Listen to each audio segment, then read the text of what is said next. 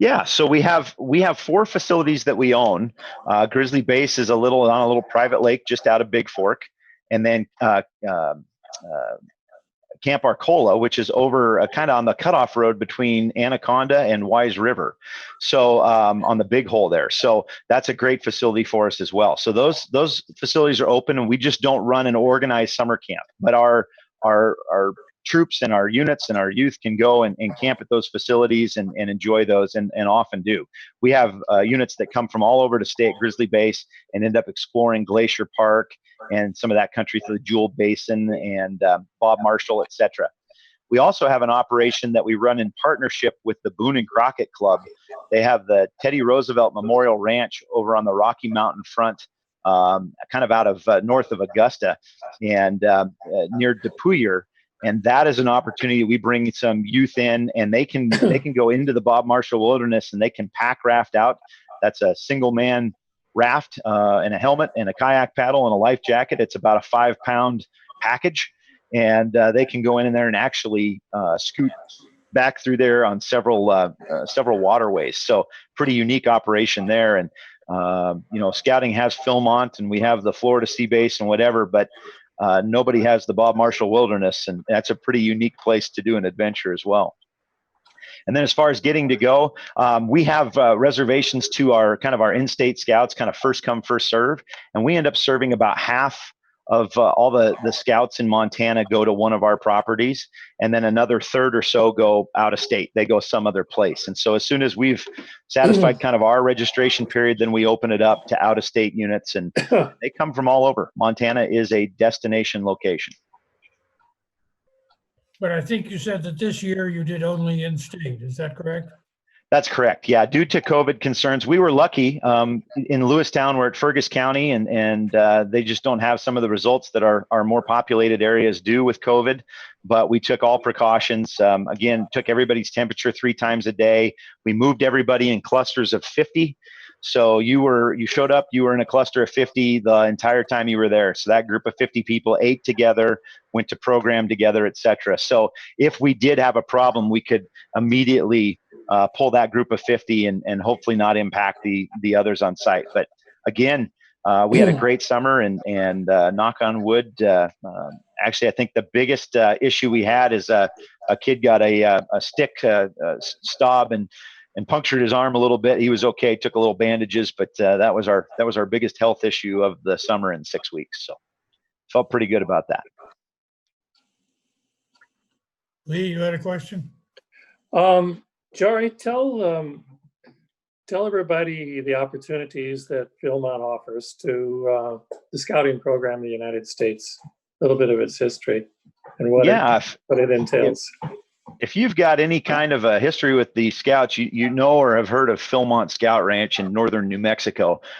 Very, very cool gift from Wade Phillips. He was an oil man, and back in the 40s, he decided that the Boy Scouts of America ought to have the big bunch of his ranch, and made that donation. So a pretty awesome deal. He had a famous quote that he was known for, and he said, "The only things you keep forever are those you give away." I always thought that was kind of an interesting quote. Makes you think a little bit, but pretty interesting opportunity down there. And with all said, all done, in their outlying properties that they've gained, you're talking about 6,000 acres that they operate on a regular basis. And they've got some backcountry hikes and things like that. A couple of different opportunities for that. They have a large training camp down there, so we send adults every year down there, and they can be trained in everything from camp operations to youth development to we study generations at an amazing rate. How does this generation differ from their grandparents or their parents, and what is the next generation looking like? So we do a lot of study in that regard, but a real cool opportunity to go down there. It's a working cattle ranch, so we have youth that go down there and they get to work on a cattle ranch for the summer if they want to do that for a job. We employ well over 1,000 individuals from all over the country every year at Philmont. And we have a lot of opportunities down there. And that's really one of only 4 what we call national bases. So those are owned by the national organization. We have Sea Base, which is in the Florida Keys. They have 3 locations, one in the Bahamas, one down out of Key West, and one up in Isle Morada. and we have sailing operations there. It's the second largest PADI dive operation in the country and the second largest boat fleet behind the United States Navy on the East Coast. So big opportunity there. We have some youth from Missoula that next year are going to the Florida Sea Base. So that's pretty exciting. And then we have a canoe base up in the Boundary Waters and up in the northern U.S. there on the border. And they have a great opportunity to do some canoe treks and backcountry stuff. They also have a large winter camping operation there. So that's a national base. And most recently, we have the Summit, and that is the permanent home of our national jamboree every 4 years. And that is a massive facility in West Virginia. It's an old abandoned coal mine. The original gift was a $50 million land gift to us. And then we have put close to 400 million into that facility over the last 5-6 years.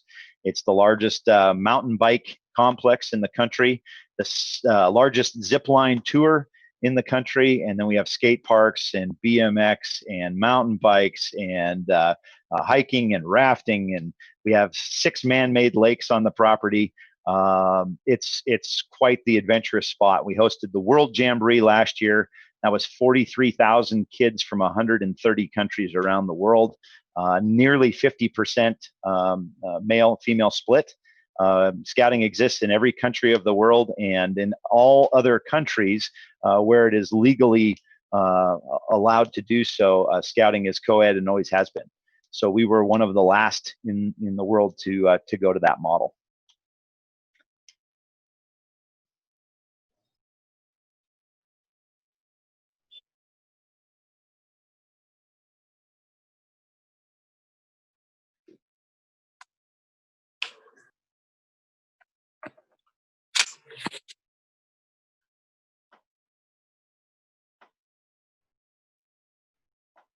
Yeah.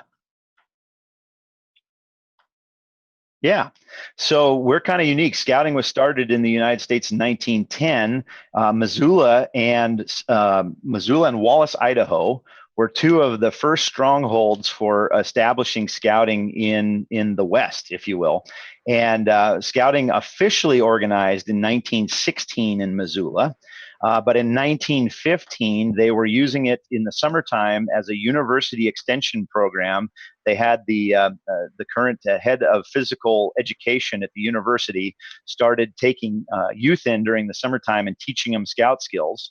And then from there, they would go do adventures. So the first adventure that was recorded was in the Missoulian, and they learned scout skills all week at the university. And then some members of the local Rotary Club picked them up in cars. For most of these youth, it was the first time they'd ever ridden in a car.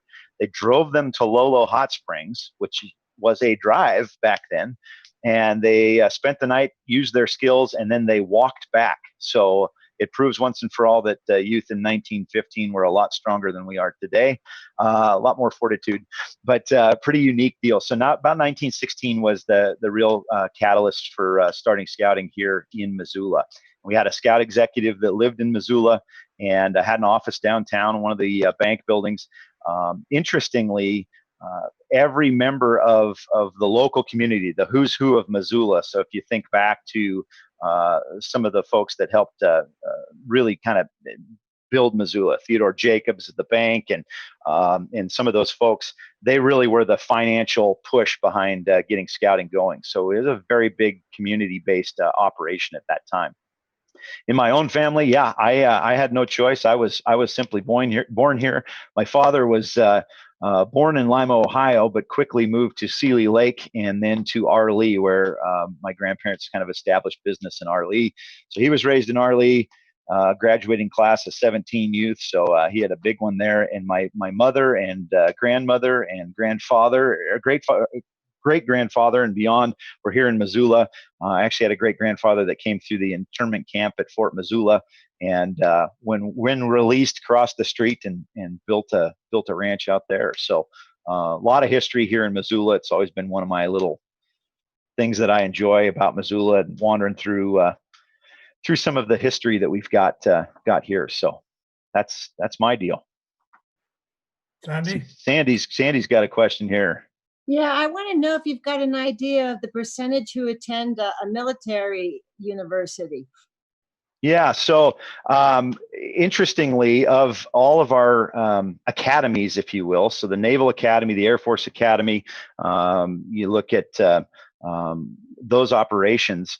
Now there's both male and female at the class. But yeah, West Point exactly, and Coast Guard Academy, all of those. So nearly 20 to 25% of every academy graduate that's male is an Eagle Scout. So almost a quarter at each one of those, at least 20%, but up to 25% of all military academy graduates are Eagle Scouts. And in fact, you go into the military as an Eagle Scout, you go on as an E grade higher than everyone else. So our academies look very favorably on Scout experience. They're natural leaders. And here in Missoula, we currently have 2 active U.S. Navy Academy participants at the moment. We have a junior and a sophomore. The Navy Academy. We've got 3 at West Point at the moment, and we have, as of just this starting this fall, we'll have 3 at the Air Force Academy as well. So, just have a recent graduate from Coast Guard. So, yeah, we play right into that hand very well. Jack, you got to unmute, Jack. Jack, you got to unmute your computer.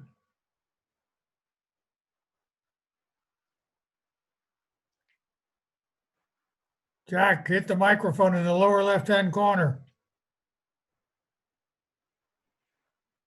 I can't read your lips, man.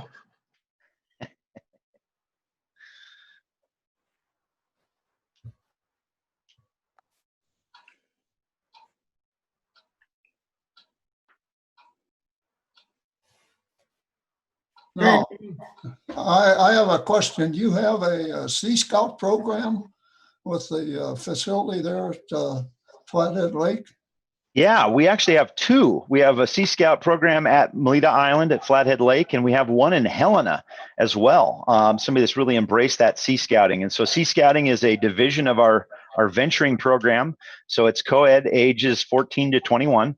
And those youth concentrate very heavily on marine studies, marine biology, sailing, boat skills, etc. And so it's a very, very big program, especially on the coastal areas of the United States. But we do have 2 Sea Scout programs here in Montana, and it's great. They wear a white uniform. It almost looks like a Navy uniform, almost like a Navy dress uniform. But then they compete. They go through the program just like everyone else does, but they concentrate their skills on aquatics-based activities, marine activities, and boating.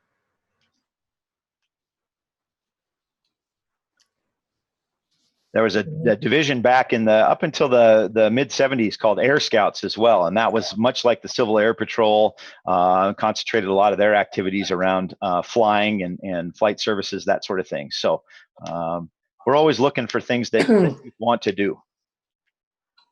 I might add that the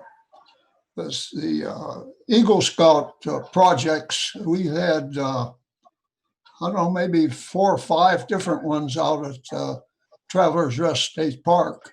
And, you bet. And they've been very effective and well done. We're always looking for Eagle Scout projects, that's for sure, and things that make a difference. You know, another really cool one was the overlook for the old Milltown Dam site. If you go up Deer Creek and up on the hill there's some benches that were made out of some of the timbers that were hauled out of the reservoir there. That was an Eagle Scout project as well, and some signage. And it's just amazing to me how many things that we've had Eagle Scouts do through the years. Some pretty impressive projects. That reminds me,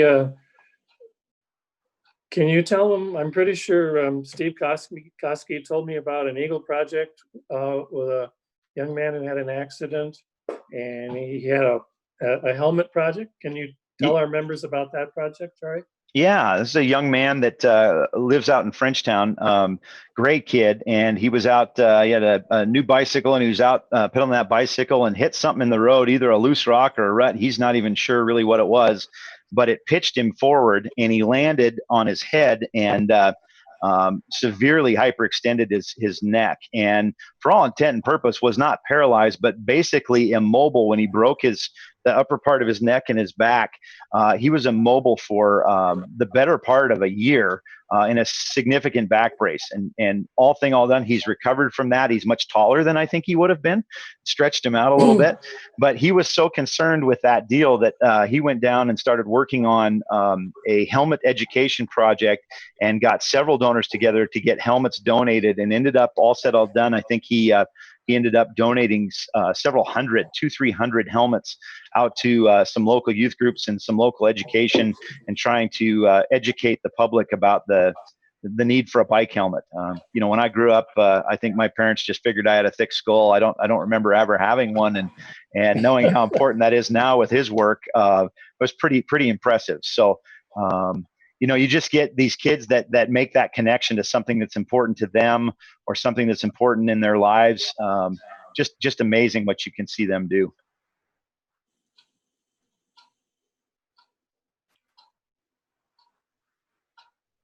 Any other questions?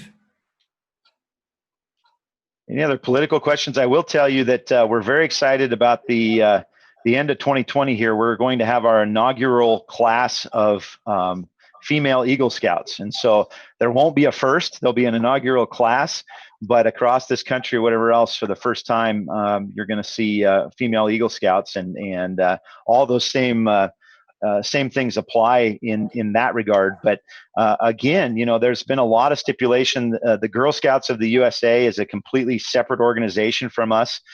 We've attempted some mergers multiple times over several decades and just never found the same connection there. We have different missions and what have you. And so the Girl Scouts were very concerned that our move was to take girls away from the Girl Scouts. And I'll just tell you, both personally and professionally, that is not the case. We didn't do it because of a membership issue. We didn't do it for any other reason than we're studying families, and we really do need families that come together. And because mom and dad work all the time, or at least most of the time or whatever, there's really this need for family time. And as our world has changed, we get so darn busy and caught up in devices and things like that, we came up with the checkout period, the time where you can go and enjoy that experience as a family. And that's been a big win for us. Even with some of the facilities that we're building, you can see that it's much easier for us to cater to families. I think all of our camps, you're going to see a family week going forward, where a family can come up there and smorgasbord, pick the activities that they'd like to try, but they can go up and camp as a family. And I think that's really kind of an important point for you to recognize. So it's not about taking kids away from any other program. In fact, I would tell you, as long as they're in a program, I'm happy. I very, very strongly support 4-H and FFA and Boys and Girls Club. And in fact, boys and girls clubs, many boys and girls clubs across the United States use the Scout program for their after school teachings and whatever. So they actually take our program materials and they teach those to youth. And there's been some great partnerships in that regard. But I'm very excited to see the inaugural class of female Eagle Scouts. Some of you have been to our breakfast, and so we're starting to mix that up a little bit. But boy, the boys have got to step up, because girls just mature a little faster than boys do. And man, they'll be the leaders. There's no doubt. Sandy, were you about to say something? No.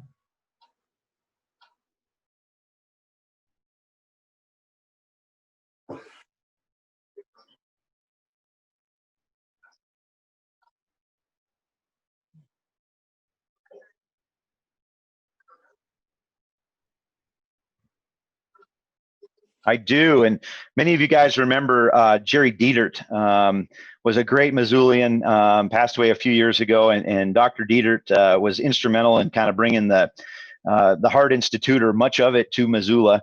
And he was a great scouter.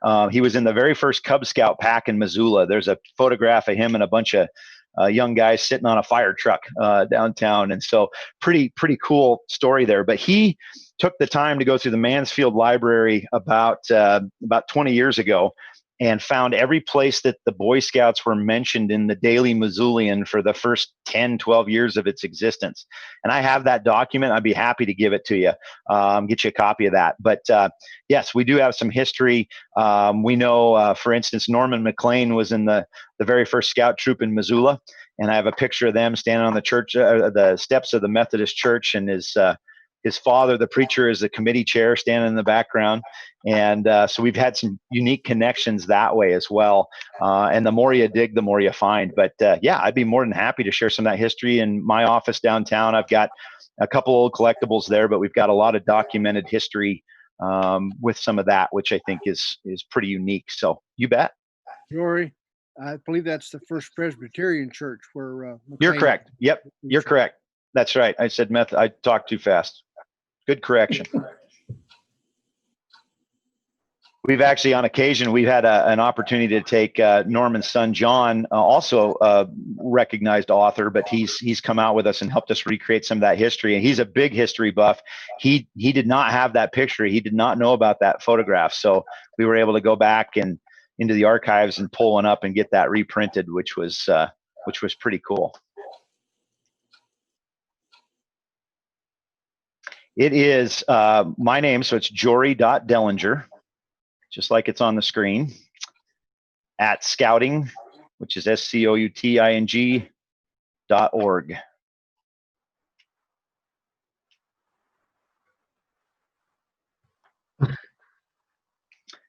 And I guess lastly, I'd tell you, kind of where I started.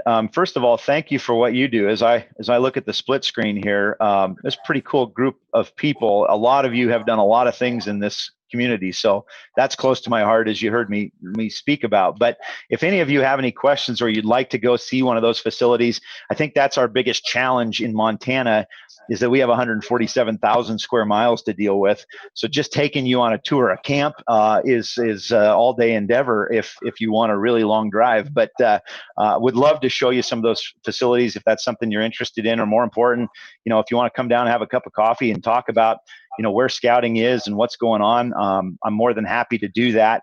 Answer any questions that you may have or that you get confronted with. There's a lot of negative press right now for a lot of right reasons. And we kind of look forward to going through this and doing what we can and building us up again. But again, 2.3 million kids right now and going strong. So we look at another big surge of scouting support here as we transition through the next year. So I got a comment too.